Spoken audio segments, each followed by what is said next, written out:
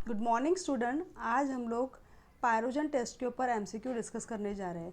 Pyrogen test ये hospital and clinical pharmacy का जो सब्जेक्ट है हमारा, उसमें प्रैक्टिकल पर्पसेस से और थ्योरी पर्पस से भी ये इम्पॉर्टेंट है। स्टार्ट करते हैं उसके क्वेश्चंस के साथ में। फर्स्ट क्वेश्चन देखते हैं हम लोग। Pressure required for sterility test. Sterility test जो है ये पैरेंटल को इवैल्यूएशन करने के लिए यूज़ की जाने वाली टेस्ट है।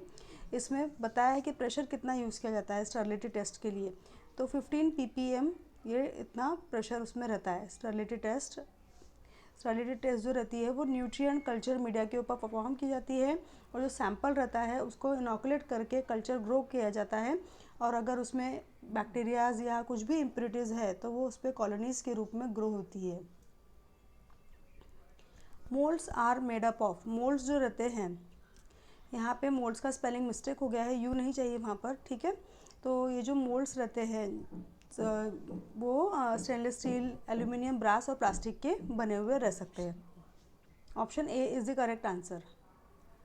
Now leakers test generally which dye is use. तो वहाँ पर है 1% मिथिलीन ब्लू का सोल्यूशन यूज़ किया जाता है। लिकर्स टेस्ट जो रहती है, पैरेंटल के जो हमारे प्रिपरेशंस रहते हैं, ग्लास कंटेनर्स जो रहते हैं, वो लीक है क्या, वो चेक करने के लिए लिकर्स टेस्ट की जाती है। तो उसमें क्या किया जाता है, मिथिलीन ब्लू एक डाई है और इसके कंटेनर में ये एम्प्यूल्स जो है उसको निगेटिव प्रेशर से अंदर फिलअप करके उठाया जाता है, और उस वजह से वहाँ पर अगर कोई भी कंटेनर या कोई भी फॉर्मुलेशन या कोई भी एम्प्यूल अगर सीलिंग प्रॉपर नहीं हुई है, लीक होगा, तो उसमें वो डाई इंड्यूस हो जाती है, एंटर हो जाती है, और लीकर्स टेस्ट के ज़रिए हम पता कर सकते हैं कि लीकिंग हुआ है या नहीं। पायरोजन मीन्स आंसर है फीवर इंड्यूसिंग ऑर्गेनिक सब्सटेंस। ठीक है, ये एक ऑर्गेनिक सब्सटेंस है।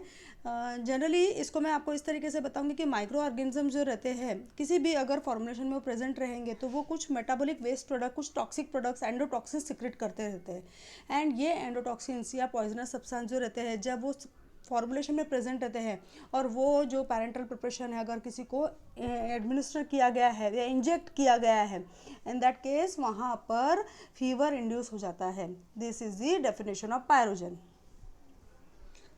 पायरोजन को टेस्ट करने के लिए लाल टेस्ट रहती है। लाल स्टैंड्स फॉर लिमुलस एम्ब्यूसाइट लाइजेट। ठीक है, ये जो टेस्ट है इसका फुल फॉर्म हमेशा आपको याद रखना है, Limulus एम्ब्यूसाइट लाइजेट test.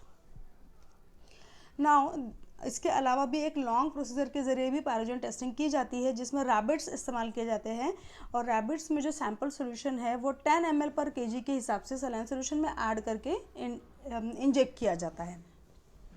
Needles glassware syringes heated in hot air oven at temperatures 250 degree Celsius for 1 hour. जब कभी भी हम कोई टेस्ट कर रहे हैं, स्टरलाइज कर रहे इंस्ट्रूमेंट्स हमको यूज़ करने होते हैं, in that case needle, glassware, syringes को हमको बहुत ही अच्छे से स्टरलाइज करना होता है, ड्राई हीट स्टरलाइजेशन के जरिए, हॉट एयर ओवन के जरिए।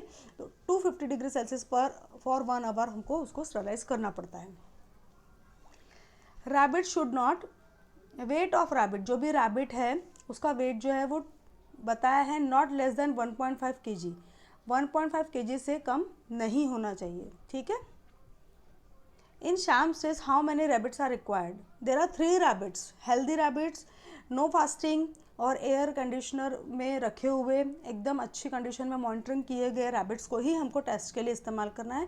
जिन्होंने पहले से कोई एक्सपेरिमेंट में पार्ट नहीं लिया है, ये भी कंडीशन ध्यान देने वाली है। Thanks for watching, thank you.